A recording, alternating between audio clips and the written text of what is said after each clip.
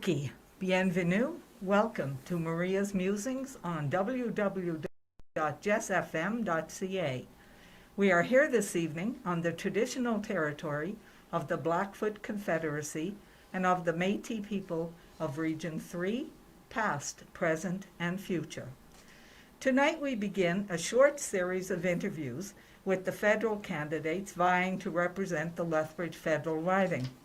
The questions we have are focused under the umbrella of the National Association of Federal Retirees and from our membership across the country. So to begin, I will introduce you to the president of the Southern Alberta Branch 18 of this association, Richard Chevrier, who will give a very brief description of our association. Richard, over to you. Thank you, Maria. Well, firstly, I'd like to thank you for taking the time to attend the podcast and sharing your party's platform as it relates to issues that are of great import to our association and Canadians writ large. My name is Richard Chevrier, as Marie said, the president of Southern Alberta Branch and National Association of Federal Retirees. Our association is the largest national advocacy organization in Canada, representing retired members of the Federal Public Service, the RCMP, and the Canadian Forces, as well as their partners and survivors. We currently have close to 170,000 active members in our association, which include nearly 60,000 veterans and their families. Over 900 of our members live in the Southern Alberta catchment area, primarily in the Lethbridge district. The primary raison d'etre of our association is to advocate for improvements to the financial security, health, and well-being of our members, as well as for all Canadians over the age of 50. We believe that every Canadian today and into the future should benefit from retirement income and a strong, suitable health care system, and we focus on advocating on achieving these goals. Thank you once again for coming today. So doing will provide our members with a better understanding of your party's position on the issues that are important to us and facilitate a better informed choice in the upcoming election. Thank you, Richard. And now I invite our guest tonight, Devin Hargreaves, for the Liberal Party to say hi. Hey, thanks so much for having me. It's great to see you again and to meet you. And it's really incredible work that you do. And thanks for stepping up and providing that. So welcome, Devin. And we will begin our questions. Once we finish with the questions, I will ask Devin to tell us a little about himself. So let's get started. How will your party ensure safe and adequately funded quality home, community, and long-term options are available to meet the needs of our aging population? I think this pandemic has really brought a lot to the forefront as far as what needs to be addressed. That's why a re-elected Liberal government would be committed to developing a safe long-term care act to get a standard in place. We don't want to see a repeat of what we saw in Ontario at the start of the pandemic, where they had to send the military in, as well as increasing pay for support workers to $25 an hour in order to provide that money for them. Another issue we had was people going from home to home, working multiple shifts, and spreading infection. So we want to help prevent that and continue to move forward on that issue. Thank you. What will your party do to establish and enforce national standards for long-term and home care in collaboration with provincial and territorial governments?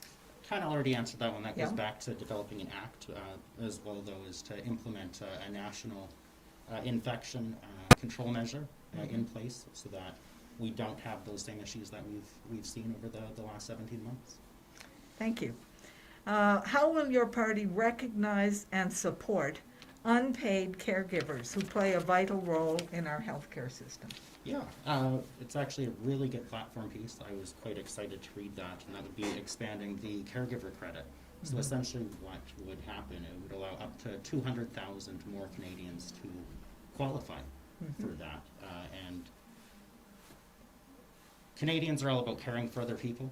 Yeah. We recognize that a lot of senior citizens would rather remain with families or loved ones. Yes. And I think we need to step up and support those who are going to care for our seniors.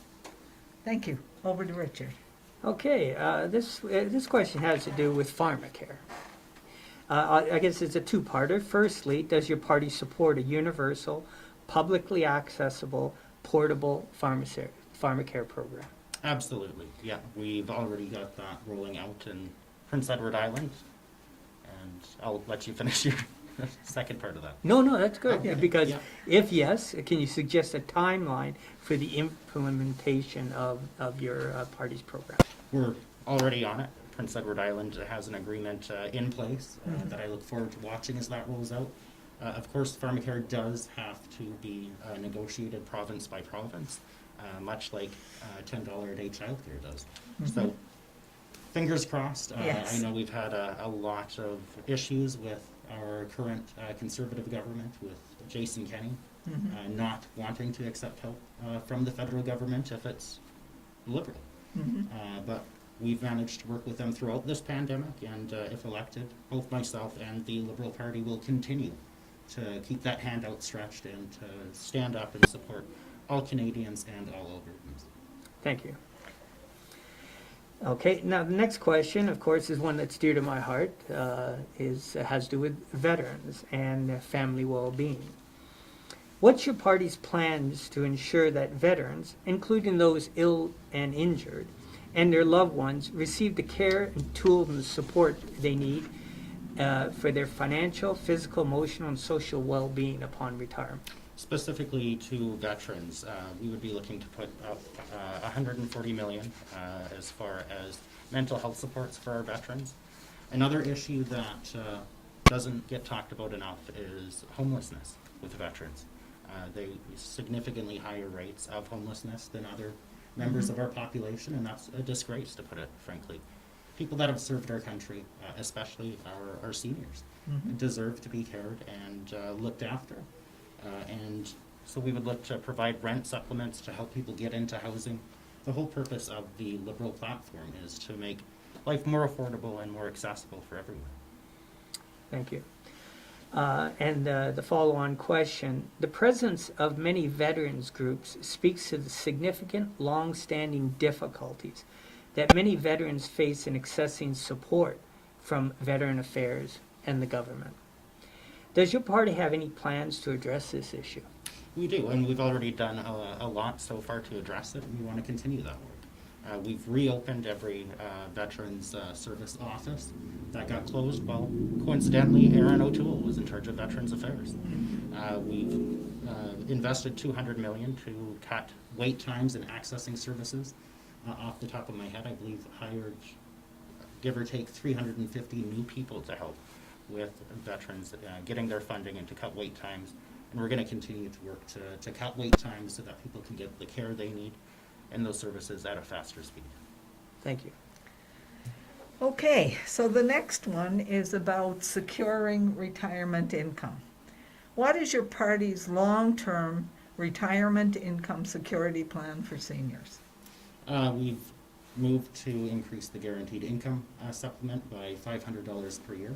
So that would impact everyone 65 and up, as well as we've already boosted old age security by 10% since forming office in 2015.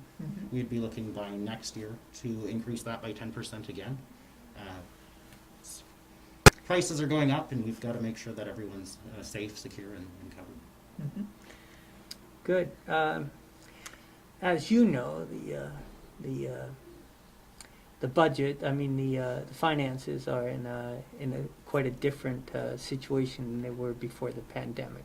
There's a lot of debt. A lot of debt is accumulated, and for whatever the reason, rightly or wrongly, it's there.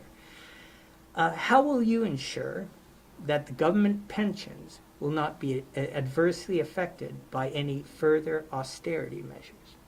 Well, I think that's going to largely depend on how this election goes. The Liberal Party has been very consistent with keeping our promises. I think we've seen over the last few weeks, we were talking about just before the show started, Mr. O'Toole has flopped on multiple things. So under a Conservative government, I don't think we could have an assurance the Liberal Party will continue to fight for all Canadians, no matter if we're government or not. But I think that people need to have their voices heard, and the best way to do that is with your vote. Okay, so I'm going to ask a question that's not on the paper. Okay. Okay, so we've heard rumblings here in Alberta about going after our CPP. So has your party, and I don't know if they has your party said anything about kind of protecting us so the provincial government can't do that?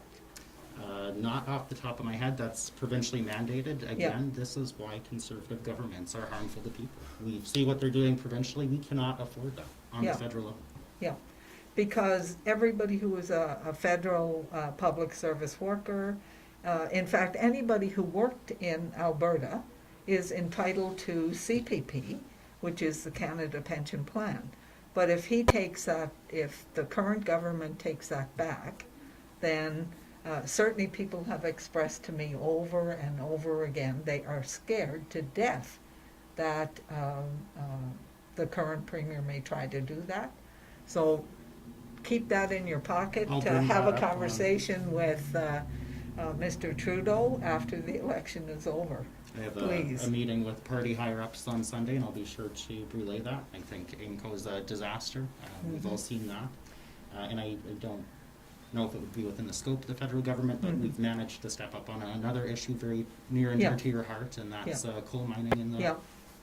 So Oh, yes. we'll see Yeah. what we can do. Well, it's good to know, but but it's important to realize CPP is a federal Program. program. Yeah. It's not a provincial program, and it's really a federal decision as to how they handle a request from another province to withdraw from that plan. Mhm. I will be sure to raise that with them. Okay, so I want to thank you very much for joining us this evening on Maria's Musings on www.jessfm.ca, and for us to learn a little bit more about our federal Liberal candidate, Devin Hargreaves. Devin, thank you very much for taking time out of what I know is a very busy schedule right now, and to answer these questions that are really very important to our members, but also to every senior in Alberta and across the country. So thank you also, Richard, for joining me for this interview, and I will see you again Tuesday morning when we will interview Kim Sievers, the independent candidate, and that will be followed by an interview with Kimmy Hovan, the People's Party of Canada candidate. And of course, please join me on Monday evening for the continuation of my municipal interviews with my special guest, Belinda Crowson. Good night, everyone, and thank you so much for joining us this evening. Thanks for having me.